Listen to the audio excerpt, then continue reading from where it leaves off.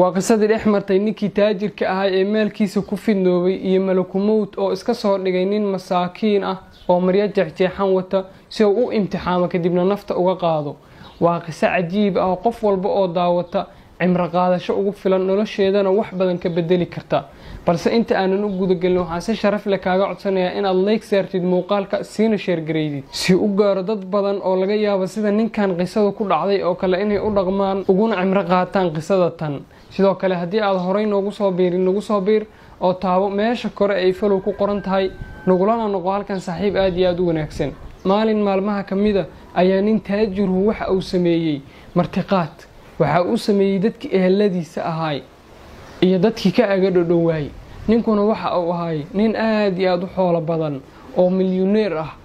markaasoo markii dadkii yimaadeen dadkii waxa loo sameeyay cuntada ay ka macaaneen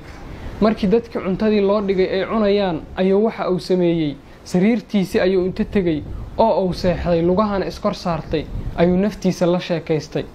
kadibna waxa uu ku yiri kalmadahan nafteedii iska raaxayso inta noloshaada ka dhiman adduunyo aad ku baashaashid waxaad rabtid aad ku sameeyid waan ku shaqeeyay qasnaduhu waa noo buuxaan oo ama maal iyo wax la'aan ka walwali mayno naftiisa ayuu sidaas ku leeyahay macnaha asaga ayaa isla hadlaya markaas baa waxa soo gargaraacay albaabka malaku mawt waxa uu isku soo ekeysiyay nin masaakiina oo maryo jeexan wata oo wax uu haysta la arag kadibna albaabkii ayuu soo gargaraacay albaabkii markuu soo gargaraacay dadkii waardiyihiisa ahaay ayaa albaabkii inta tageen ay ka fureen markaas waxa uu yiri boqorkiina ama ninka meeshan u taliya igu waca asaga ayaa rabaa markaas waxa ay dhaheen ma noocaan oo kale ayuu boqorkeena u yimaadaa ma waxaan maryaha jeexan wato boqorkeena u yimaadaa ninka saas ku dhahayaan waa malaku mawt ayaku ma oga balse asagu amar ilaahay ayuu wataa oo ninkan inuu nafta ka soo qaado ayaa loo soo idmay kadibna waxa uu ku yiri war aniga oo kale ayuu u yimaadaahay igu waca waa yaabeen kadib ninka hantiilaha ahaay oo hantida badnaay oo ayaku ay shaqaalaha u ahaayeen ayay u tageen waxa ay dhaheen sayidkeeniyow banaanka waxa taagan nin masaakiina oo marya jeexan waxa uu leeyahay sayidkeena igu wac markaas inta qoslay ayuu waxa uu yiri kaasoo gal waa la garaacay maxad u garaaci weydeen kadib malaku mawt ayaa mar kale albaabka xog u soo gargaraacay sida hore si ka daran ayuu u soo gargaraacay waa tageen hadana asi albaabkii fureen markaas waxa uu yiri sayidkeena u sheegay in aanu malaku mawt ahay ninka meesha idin jooga oo shaqaalaha u tihiin inaa malaku mawt ahay u sheega markaas isku naxeen mid walba meeshuu taagnaa ayuu alwaax oo kale ku noqday malaku mawt waa iska soo galay ayadoo qof la hadlay iyo qof fiiree la arag ayuu soo galay kadibna ninkii u yimid ninkii markuu u yimid oo isku sheegay ayuu ninkii waxa uu yiri wix amaan lahaay la soo kulmiyo wax alla wixii maal oo lahaayo carrada ka dhawaay iyo wixii qasnadii u buuxay iyo garbihiisa la soo dhigay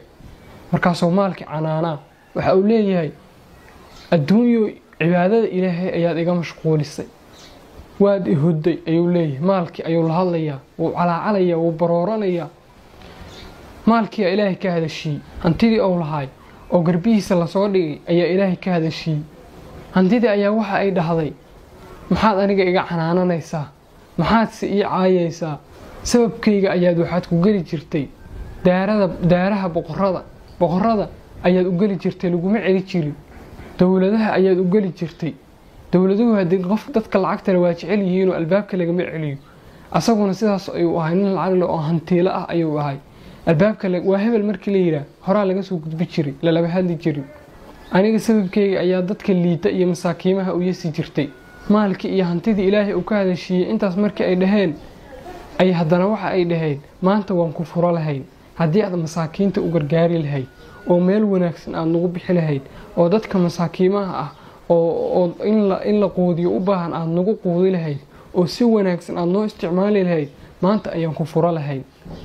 kadibna nafti ayaa laga qaada marka qasadan waxaan ka baranaynaa dadka hantida leh ama wax yar oo Ilaahay ku siiyay markii meesha ugu fiican ay ku marayaan oo aad isleedahay maanta ayaad meeshii hadafkaaga aad gaartay guushi maanta inta u soo dadaali jirtay maanta ayaad gaartay marka isleedahay ayaa lagu soo qabanaya ee maalka aas xunka ah oo adduunyada xaqeerada ah oo aad haysatid ilaahay ha ku caasinin wax yarka ilaahay ku siiyey ilaahay uga mahad celi masaakiintan ka sadaqayso si ay maalinka aad dhibaataysan tahay oo ninkaas xaaladda uu maraa oo kale aad maree si ay kuu furato qisada ninkaas ku dhacday waxaas la soo daahiriyey qof walbo oo hantiilaha ayay ku dhacdaa qof walbo hantiila ah oo wax haysta marka uu geeriyoonayo oo malakumuudku yimaado malakumuudka ayaan u soo daahirayn ma ahane waa ay ku dhacdaa qisada tan oo kale oo waxa ay ugu dhacdaa waa uu ka shaleeyaa waxa uu ogaadaa wixii uu soo tabcayay inaysan maanta oo aakhiro ah waxba u tarayn qofku markii aakhiro waxay u bilaabeen qofku markuu dhinto aakhiradaas inaysan waxba uga tarayn wix uu soo tabcayay dad kale inay ku baashaalayaan ayuu ogaanayaa markaasuu waxa uu isleeyahay maxaad u tabci jirtay waxaan maxaad cibaadada ilaahay keliya ugu go'i weyday ayuu isleeyahay haddaba haddii aad og tahay qof hanti leh oo hantidiisana sidaas oo kale ku sameeya amaba ay ka suurtoodo inuu ku sameeyo qaybta hoose ee commentiga uga wac kadibna ku dheh qisada tan ku cimro qaado waalidiinta Soomaaliyeed oo qurbaha ku nool haddii aad jeceshiin in carruurtiina la idin baro Quraanka Kariimka iyo hikaayadiisaba waxaad ku soo biirtiin madrasadan Daarul Khayr madrasadan waxaa loogu talagalay in carruurta ay idin barto Quraanka Kariimka iyo hikaayadaba qaab online ah waxaad nagala soo xiriiri kartiin WhatsApp-ka shaashada ku qoran waxaan ay walaalkiin Cabdinuur Raagi haddii aad muuqaalkan wax ka faa'iiday waxa ka codsanaa inaad like saartid sina share gareeysid si uu gaaro dad badan wassalaamu calaykum waraxmatullaahi wabarakaatuh